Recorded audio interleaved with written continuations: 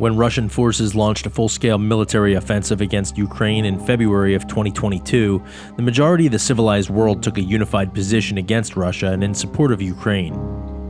The Russian invasion of Ukraine has by far been the most prominent global event in 2022, and the conflict has touched so many facets of so many lives around the world. It's impossible to overstate the lasting impact this event will have on generations to come. From my perspective in the aviation industry, the effects were significant. Since the fall of the Soviet Union, the civil aviation industry in Russia has grown with blistering speed. The first Western-built aircraft, an Airbus A310, began operating with Aeroflot in 1992, and in the 30 years since, thousands of Boeing, Airbus, Embraer, Bombardier, and McDonnell Douglas aircraft have cycled in and out of the collective Russian fleet.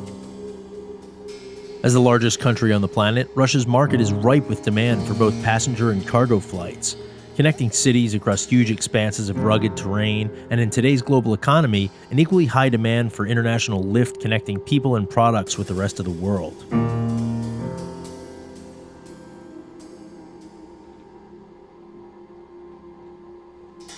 As is the case for most air carriers in most countries, the economic and operational advantages to aircraft leasing as a source of transport category assets has been heavily utilized in the Russian market. Because of this fact, I've been delivering, transporting, and flight testing aircraft in and out of Russia for as long as I've been in business.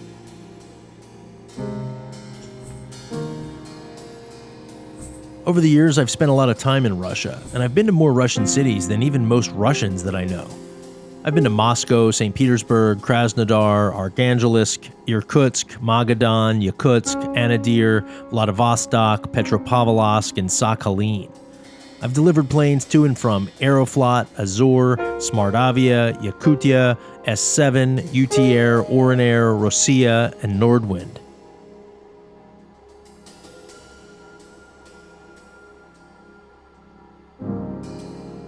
Russia's a very unique place. It's actually a beautiful country, and it's home to dear friends, close colleagues, and even a significant portion of my family tree, beginning as recently as 3 generations ago. It actually makes me quite sad that I may never see her again, at least not for a while.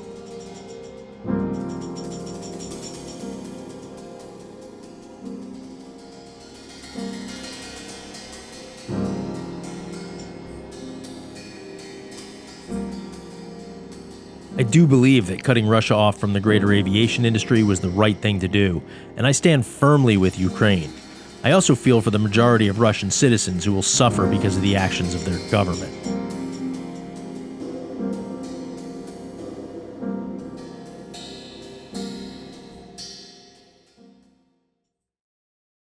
Before I can provide my insight into the current situation and tell the story of the double Russian repo we did at Nomadic, allow me to give you the down and dirty of the concept of aircraft leasing and specifically the unique nature of how it was done in Russia.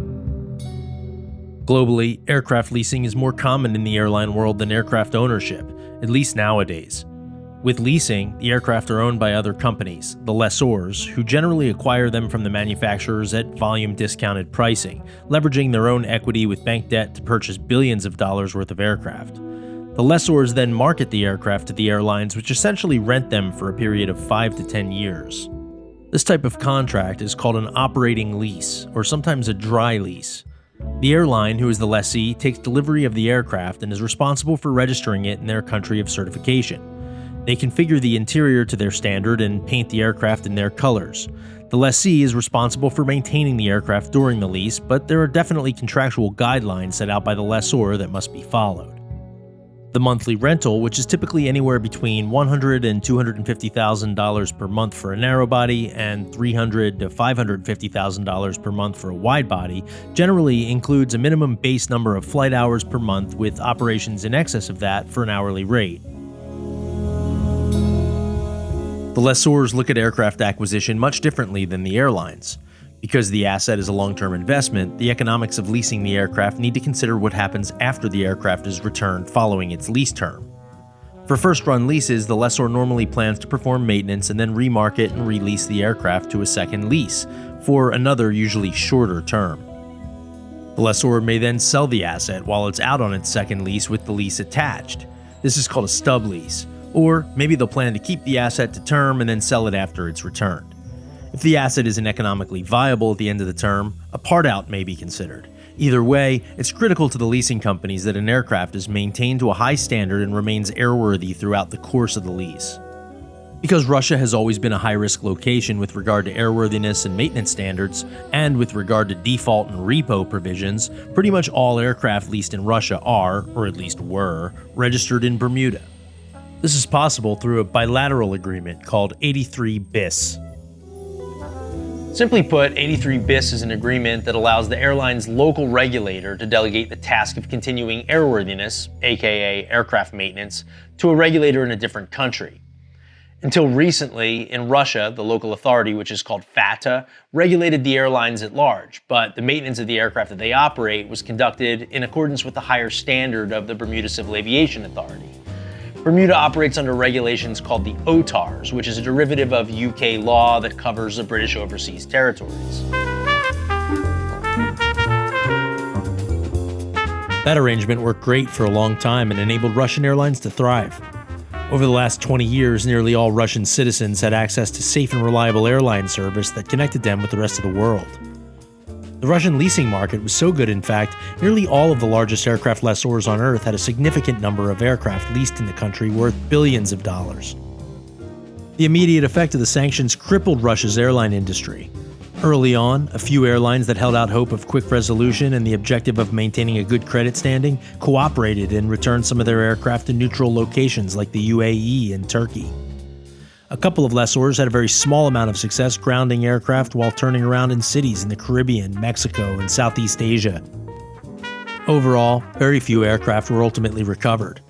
After Bermuda revoked the registration and airworthiness certificates and insurance companies canceled the policies, most of the Russian airlines, under direction from the Kremlin, illegally deregistered the aircraft and placed them on the Russian registry, effectively stealing billions of dollars worth of Boeing and Airbus passenger aircraft from the lessors. Our double repo mission began in Turkey, where the Russian airline Royal Flight voluntarily surrendered 2 aircraft right when the sanctions began. In Istanbul, a Boeing 767-300 with Rolls-Royce RB211s, a very rare specimen, and in Antalya on the Mediterranean coast, a 737-800. Both jets were parked for about a month where the lessor went through the legal channels to deregister and repossess the aircraft ahead of our arrival.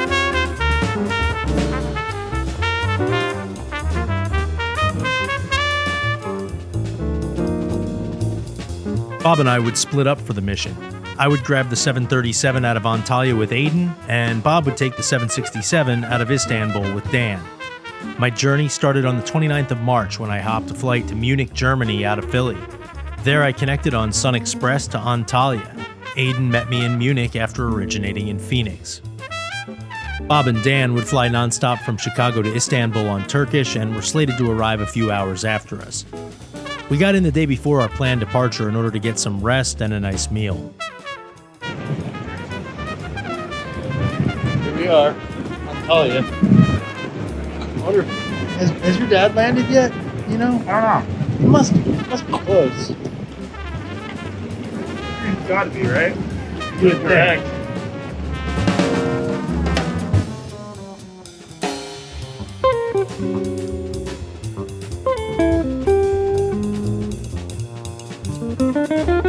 Well, after the last year of mainly Pacific and Asia ops, it's really nice to be here in Turkey for a change. We're in Antalya. We arrived just about an hour ago, and our plan is to depart tomorrow. But beautiful here on the Mediterranean. Those mountains in the background, just incredibly beautiful.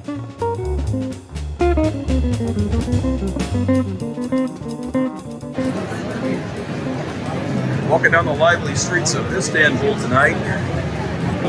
We're staying at the W Hotel, and I don't know what this area is called, but it's near wherever the W Hotel is. Very lively scene, lots of people out. Lots of bars and restaurants in this area. And we're looking for a restaurant right now.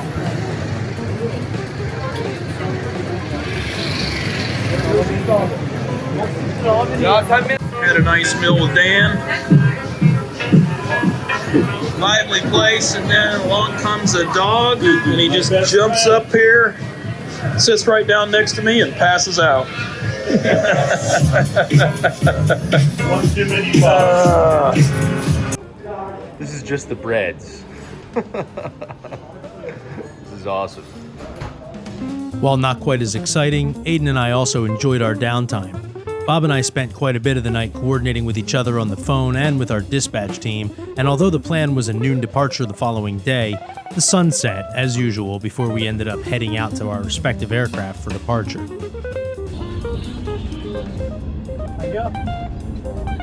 Abi şimdi Nizami'den girdim. Evet abi. Geliyorum abi 2 dakika. The big hang-up for both aircraft was the Turkish CAA. Our paperwork was in order, but it didn't seem to matter as it took hours to get the rubber stamp that we needed. I don't say this figuratively either. We actually needed a document to be rubber stamped. I was literally on the van with Aiden inside the airport gates when we finally got word that our departure permit was granted. Unlike Bob's cushy non-stop leg to Portsmouth, Aiden and I had to make a fuel stop in Keflavik, Iceland, so we had no time to waste. By the time we arrived at the jet, we were airborne within about 40 minutes.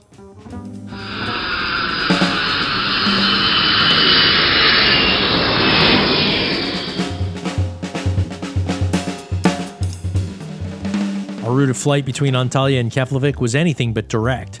We flew a track out over the Med south of Greece and Sicily, passing right over top of Malta, and then over to Tunisia before cutting nearly 90 degrees north up over France and the UK.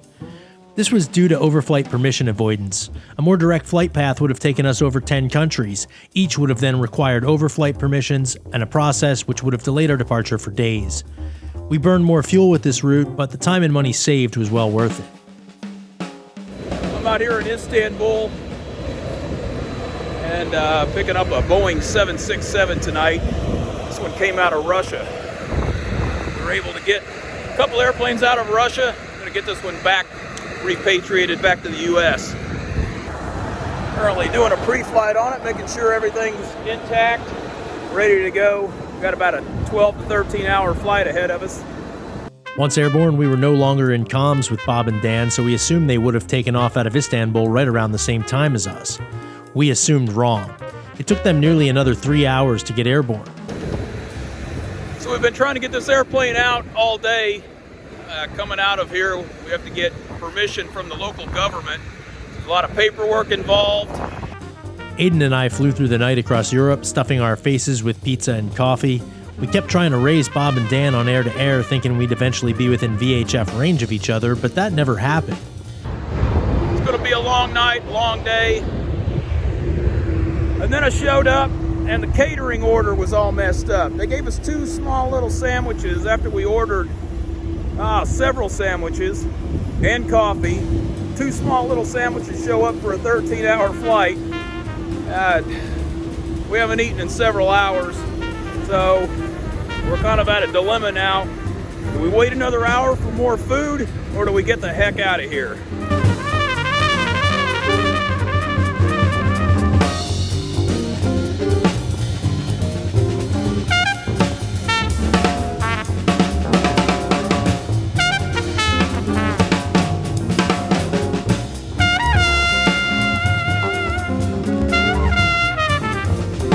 We landed in Keflavik and turned on our phones to check their whereabouts, and we found them coasting out just past Ireland. One thing was clear. We stood a real chance of beating them to Portsmouth.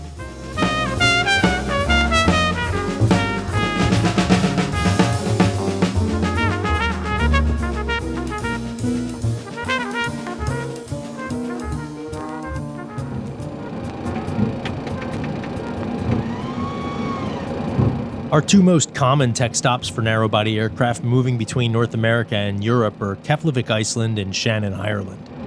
Alright, peace up. There are several factors which influence this decision, but in most cases, Keflavik wins out due to the simplicity of getting slots and permits on short notice. Is that stand 6 right there? I thought stand 6 was up there. I don't remember.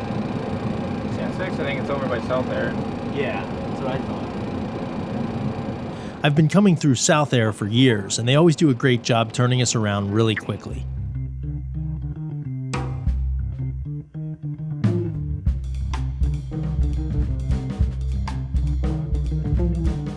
I stepped out and did the walk around while Aiden programmed the box and sorted out the paperwork.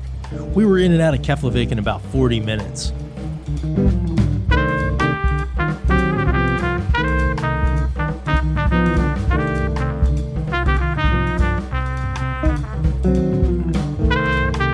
While waiting for fuel to be loaded, I kept looking at Bob and Dan's progress across the North Atlantic on Flight Radar 24 and mentally cross-checking with our planned time across to see if we were going to beat them. No reason for this in particular, I just wanted to win. It was going to be really close, and so close in fact that we really wouldn't even know who was going to land first until we got there.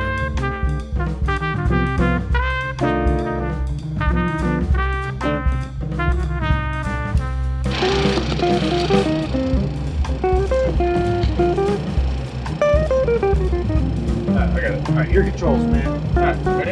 Yep.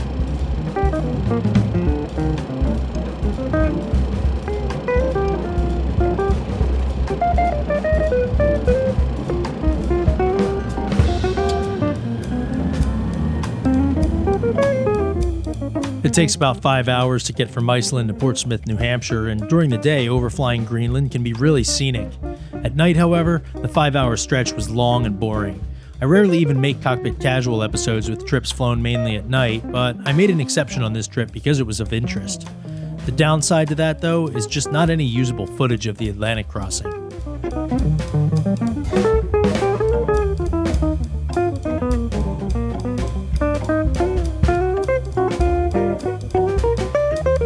Bob did end up beating us to Portsmouth, but not by much.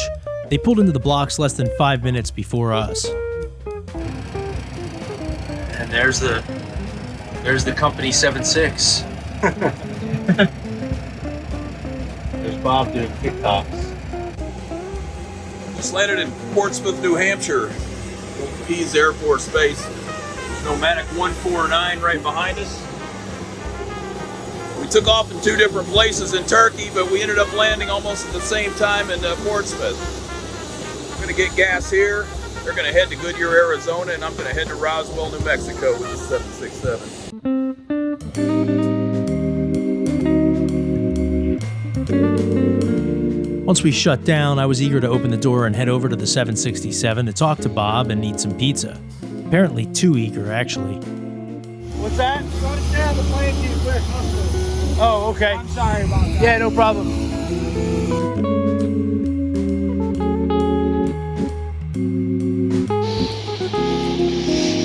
There goes Steve running back to his airplane after busting customs regulations.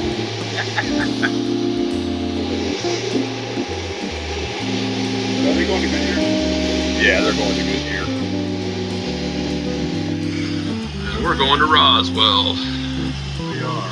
Whoops. Guess I got a bit ahead of myself there. After a little while, customs inspected the airplanes and I headed back over to the 7-6. Hello, gentlemen. What's going on? Nothing.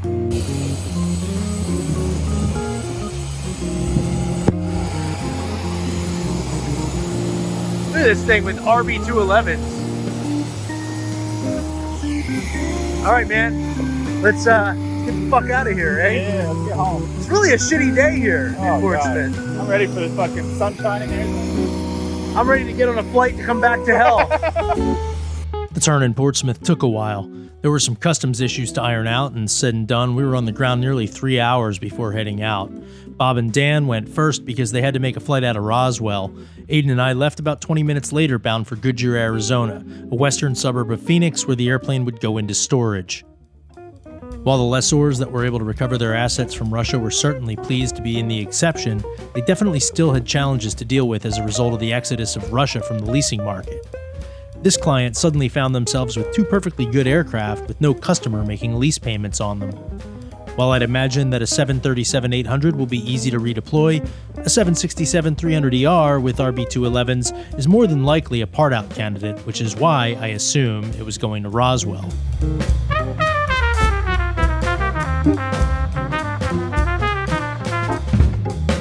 The The weather beneath us slowly improved until it was completely clear in a million once past the Mississippi River, and the light gave us all second wind, making the final leg of this very long day a piece of cake.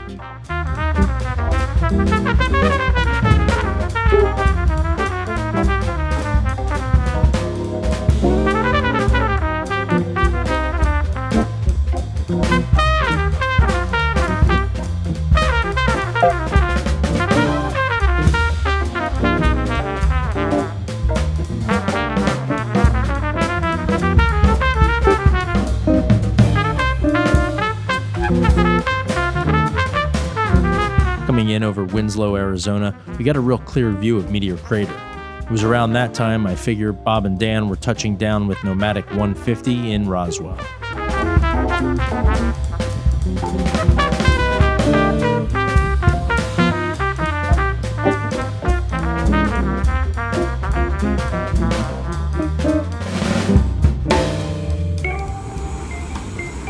Out here in Roswell, New Mexico, just delivered this Boeing 767-300ER. It's one of the airplanes that did make it out of Russia. It's now safe back here in the United States. It's going to be parked here in Roswell, New Mexico for a while with a whole lot of company.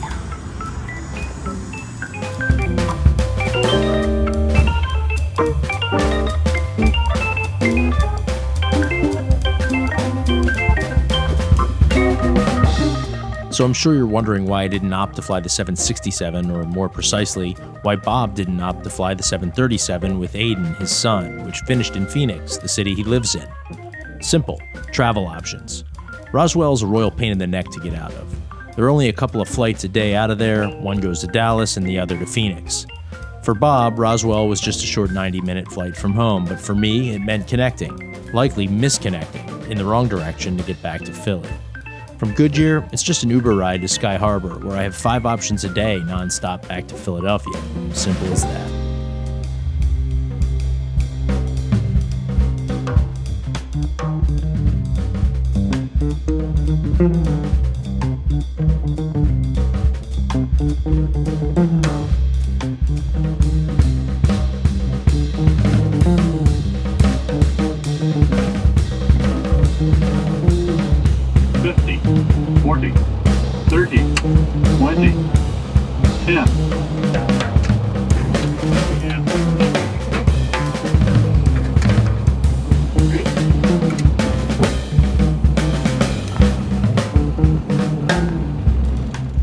Aiden and I dropped the 737 off at the MRO in Goodyear and headed home. All in all, it was a pretty painless trip, definitely easier than most repos we get involved with. In this case, our client did all the hard work in advance, which made our lives really easy. By midsummer, only about 20 to 25 aircraft were successfully recovered off lease from the Russian airlines. Of those, we had a hand in about half a dozen, whether we actually flew them or not. What Russia has done here will change aircraft leasing and insurance practices for a generation. Billions of dollars in insurance claims have been paid out to the lessors, and the entire civil aviation industry in Russia is now operating in an unsafe, unsupported, isolated bubble, cut off from most of the world. I honestly don't know if we'll see a return to normalcy in Russian aviation in the next 20 years. Of course, the financial damage is nothing when compared to the senseless loss of life in Ukraine that continues to this day. I truly hope and pray that we're close to some sort of peaceful resolution on that front.